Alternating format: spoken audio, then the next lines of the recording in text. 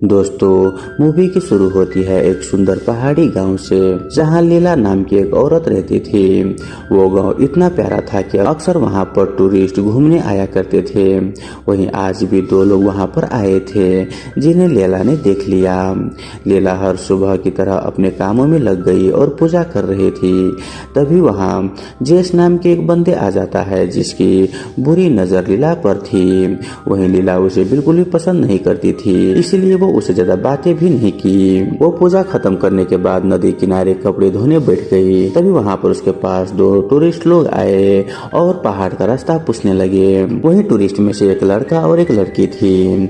लीला ने उन्हें रास्ता बता दिया, जिससे वो दोनों पहाड़ की ओर निकल पड़े। उनके जाते ही लीला फिर से कपड़ा धोने बैठ गई। दरअसल लीला गाँव वाले के कपड़े धोकर वो थोड़ा बहुत पैसा कमा लेती थी। वहीं उधर दोनों बाहरी लोग सुनसान जगह पाकर दोनों एक दूसरे के साथ फिजिकल होने लगे।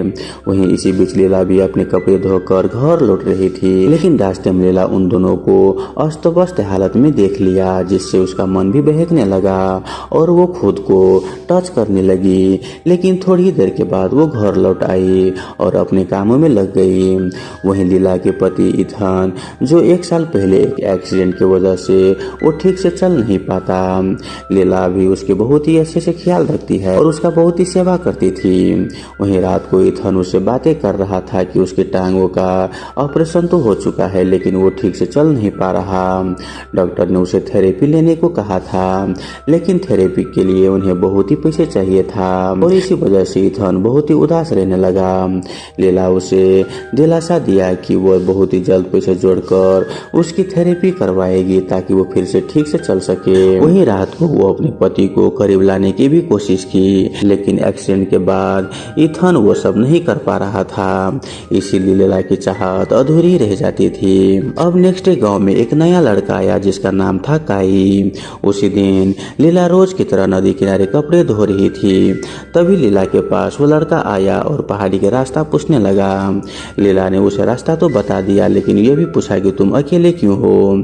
तब काई ने बोला कि मेरा कोई गर्लफ्रेंड नहीं है, इसीलिए वो यहाँ पर अकेले ही घूमने आया है। वही बातचीत के दौरान लीला उस लड़के को पसंद करने लगी। वहीं जब काई पहाड़ की ओर चल रहा था, तब लीला भी उसके पीछे पीछे आने लगी, क्योंकि उसी रास्ते में उसका भी घर था।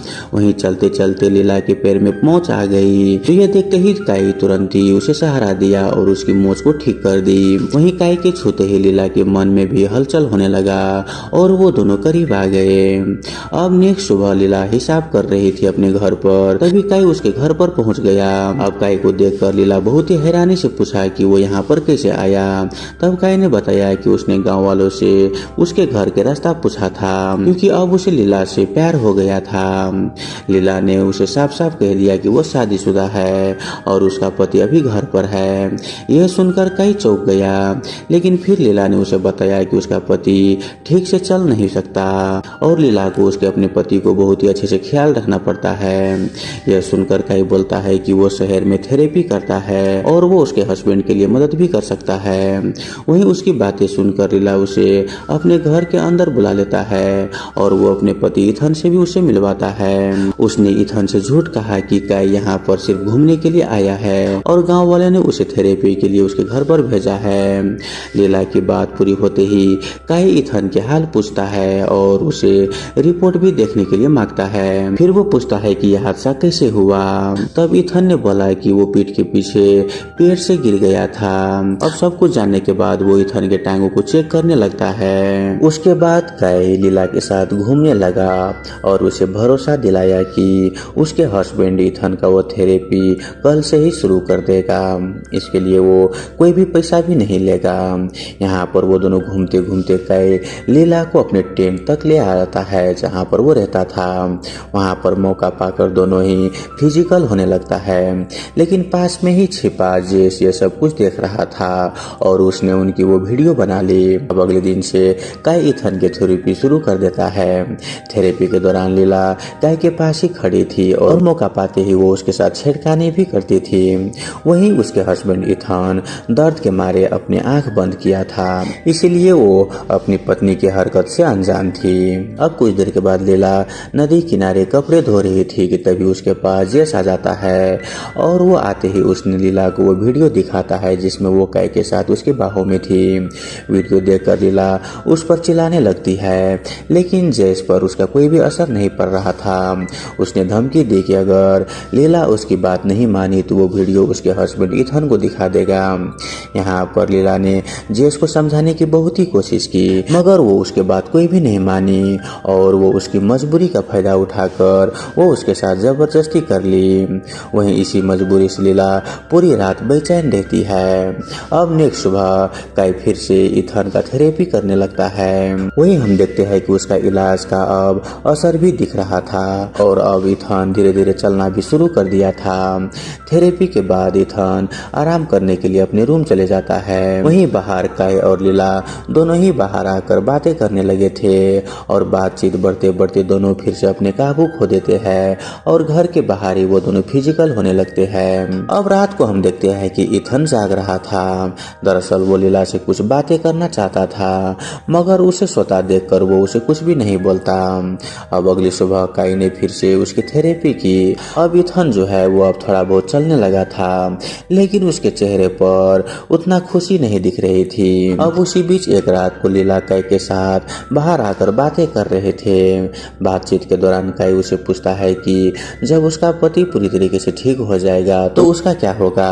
तब वहाँ पर लीला बोलती है कि उसके पति में अब उतना ताकत नहीं बची है, इसीलिए जब भी काई उसके गांव आएगा तो वो दोनों इसी तरह से मिलते रहेंगे। यहाँ हम जानते हैं कि काई को लीला से अब सच्चा प्यार होने लगा था। यहाँ पर काई लीला से बोलता है कि वो उसे शहर ले जाकर उसे शादी करना चाहता है, लेकिन तभी अचानक से वहाँ पर जेस आ जाता है। उस वक्त वो नशे में था और आते ही वो दोनों को गालियां देने लगता है। उसने काई से कहा कि उसके फोन में उनकी वीडियो है।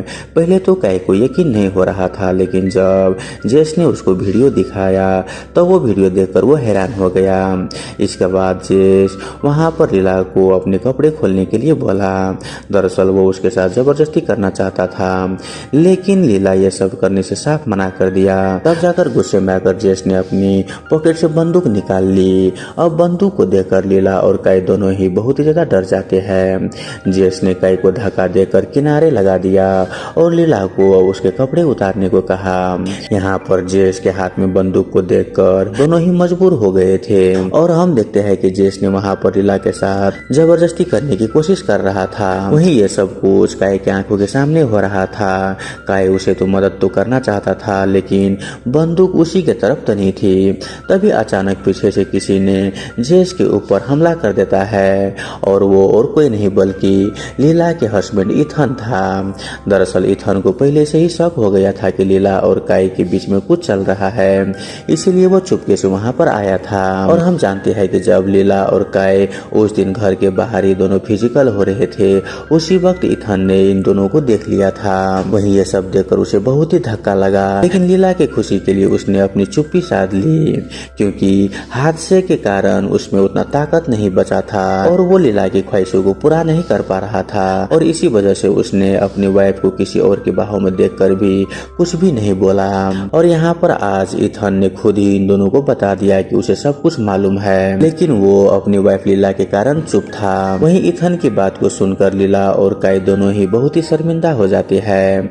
यहाँ पर उन्हें एहसास हो जाता है कि उन्होंने कितनी बड़ी गलती की है, लेकिन अब वो उसे सुधारना चाहता है। नेक्स्ट डे को काई अपने घर लौटने की तैयारी कर रहा था, लेकिन वो जाने से पहले इथन से माफी मांगने के लिए आता है। वहाँ पर वो इथन से माफी मांगते हुए बोलता है कि उसे माफ कर दे, उसने उसकी वाइफ से रिश्ता बनाया। वहीं यहाँ पर काई की बातों को सुनकर ना तो इथन कुछ बोल पाता और न ही लीला। यहाँ पर दोनों ही चुप थे। ये सब देखकर काई वहाँ से जाने लगता है, लेकिन तभी इथन उसे रोकते हुए बोलता है कि तेरी वजह से मैं फिर से चलने लगा हूँ, इसके लिए मैं तेरा शुक्रगुजार हूँ, लेकिन आज के बाद तुम कभी भी यहाँ मत आना और न ही तुम मेरे वाइफ लीला से मिलने की कोशिश करना।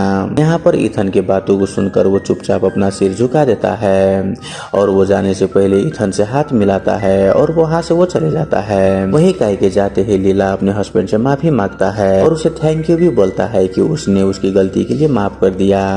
यहाँ पर उसे एहसास हो जाता है कि उसे दुनिया के सबसे अच्छे हस्बैंड मिला है जो उसकी खुशी के लिए वो चुप था। अब यहाँ पर हम देखते हैं कि धीरे धीरे हस्बैंड और वाइफ की दूरियां भी खत्म हो गई थी और वो दोनों फिर से खुशहाल खुशहाल जीवन जीने लगे थे। और इसी के साथ ये मूवी यहीं पर ख़त्म हो जाता है। तो दोस्तों आई होप आपको ये मूवी एक्सप्लेनेशन वाला वीडियो अच्छा लगा हुआ हो। अगर आपको वीडियो अच्छा लगे तो वीडियो को लाइक करके हमारे यूट्यूब चैनल को सब्सक्राइब जरूर कर लीजिए।